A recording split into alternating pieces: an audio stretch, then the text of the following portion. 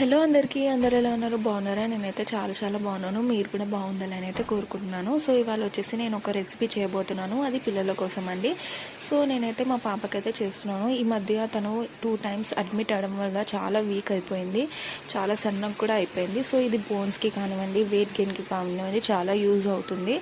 ఇంతకు ముందుకు కూడా నేను చేశాను, మా పెద్ద పాపకు కూడా ఇలా చేసి పెట్టానన్నమాట.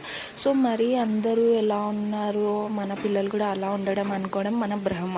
సో మన పిల్లలు మన జీన్స్ ఎలా ఉంటాయో వాళ్ళు అలానే ఉంటారు. సో జస్ట్ మనం వాళ్ళ హెల్తీ కోసమే చేస్తాము. ఇది పెట్టడం వల్ల బాగా లావ్ అయిపోతారు అనేది అస్సలు మనం ఇది పెట్టుకోవద్దనమాట. సో ఇక్కడ నేను చూస్తున్నారు కదా ఏమేమైతే ఇంగ్రీడియంట్స్ తీసుకున్నాను. Makhana, oats and all mix dry fruits అయితే తీసుకున్నాను. ఇంతకు ముందుకు నేను చేసినప్పుడు ఖర్జూరా అయితే యాడ్ చేయలేదు, ఈసారి అయితే యాడ్ చేశాను. అది కూడా ఎక్కువ క్వాంటిటీ వేయద్దు, ఎందుకంటే వేడి చేస్తుందని చెప్పేసి.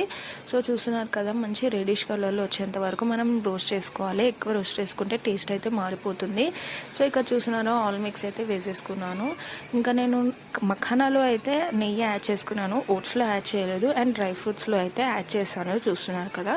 సో దీన్ని పౌడర్ ఎలా వచ్చింది, ఎలా ప్రిపేర్ చేయాలనేది నేను నెక్స్ట్ వీడియోలో చూపిస్తాను. కావాలని అంటే కామెంట్ చేసేయండి. సో ఇలానే నన్ను సపోర్ట్ చేస్తుండని నేను మంచి వీడియోస్ అయితే పెడతాను. Thank you so much. Bye.